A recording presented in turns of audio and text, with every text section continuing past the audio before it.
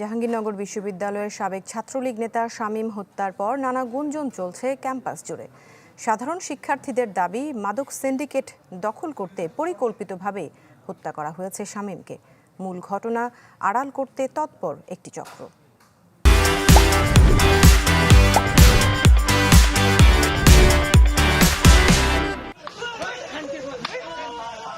জাহাঙ্গীরনগর বিশ্ববিদ্যালয়ের নিহত সাবেক ছাত্রলীগ নেতা শামীম মোল্লা কেন হত্যার শিকার, সে বিষয়ে ক্যাম্পাসের সাধারণ শিক্ষার্থীদের কাছে কিছু তথ্য পেয়েছে চ্যানেল 24।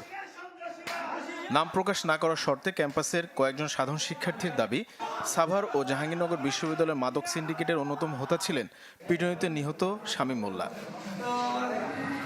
হত্যার 3 দিন আগেও ক্যাম্পাস এলাকায় দেখা গেছে শামীমকে। শিক্ষার্থীরা বলছেন, 5 আগস্টের পর যেখানে ছাত্রলীগ শূন্য ক্যাম্পাস, সেখানে তার উপস্থিতি ছিল সন্দেহজনক। প্রশ্ন উঠেছে, মাদকের সিন্ডিকেট দখলের জন্য তাকে পরিকল্পিতভাবে ডেকে নিয়ে পিটিয়ে হত্যা করা হয়। একটি পক্ষ এরকম বলার চেষ্টা করে যে এই হত্যাকাণ্ডের পিছনে এমন কেউ জড়িত আছে যাদের নাম আসলে এখন পর্যন্ত সামনে আসে নাই। এটি কি আসলে পরিকল্পিত হত্যাকাণ্ড নাকি কিছু মানুষ একত্রিত হয়ে উত্তেজনার বসে তাকে মেরে ফেলেছে, এটা নিয়েও সন্দেহ রয়েছে।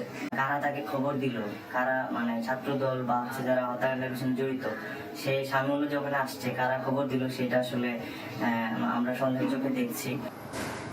এই শিক্ষার্থীর দাবি, রাজনৈতিক ক্ষমতা দখলে ক্যাম্পাসে সক্রিয় হয়ে উঠেছে ছাত্রদলের একাধিক গ্রুপ। শামীম হত্যার পেছনে তারাও জড়িত কিনা সে বিষয়ে খোঁজ নেওয়ার দাবি তাদেরও। কেননা যেসব শিক্ষার্থীকে চিহ্নিত করা হয়েছে তাদের অনেকেই ছাত্রদলের রাজনীতির সাথে জড়িত।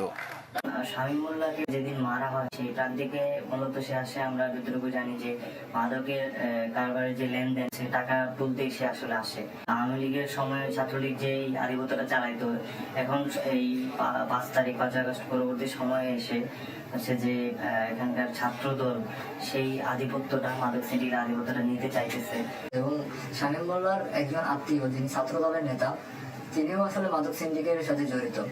এবং এটি ধারণা করা যায় যে ছাত্রদলের ক্যাম্পাসেরই কোনো একটি গ্রুপ হয়তো এই মাদক সিন্ডিকেটের নিয়ন্ত্রণ নেওয়ার জন্য শামীম মোল্লার উপর হামলা করে থাকতে পারে। এদিকে ঘটনাস্থল বিশ্ববিদ্যালয়ের প্রান্তিক গেট এলাকায় ওই দিন কি ঘটেছিল সে বিষয়ে আশপাশের দোকানে জানতে চাওয়া হলে এড়িয়ে যান অনেকেই। জিওলজি শিক্ষকের কাজ করতেছিলাম, ওই শিক্ষকের কাজ করার সময় তো আশেপাশে নজরদারি করা যায় না, তার মানে আমি কিছুই দেখি নাই। কারা কারণে আমি কইলাম না, আমি আসছিলাম না। পুলিশ বলছে শামীম হত্যা মামলার তদন্ত কাজ এগিয়ে চলছে। এই মামলার একটা আসামি এখনো গ্রেপ্তার হয়নি, অচিরেই গ্রেপ্তার হবে। প্রক্টরিয়াল অফিসের ভিতরে সেটা মর্মান্তিক, এটা আসলে কোনোভাবেই মেনে নেওয়া যায় না। ক্যাম্পাসের একটি সূত্র বলছে, 15 জুলাই ছাত্র আন্দোলনে ছাত্রলীগের হামলার ঘটনায় যে 4টি মামলা হয় সেখানে আসামি ছিলেন Shamim Molla. Desk report, channel 24।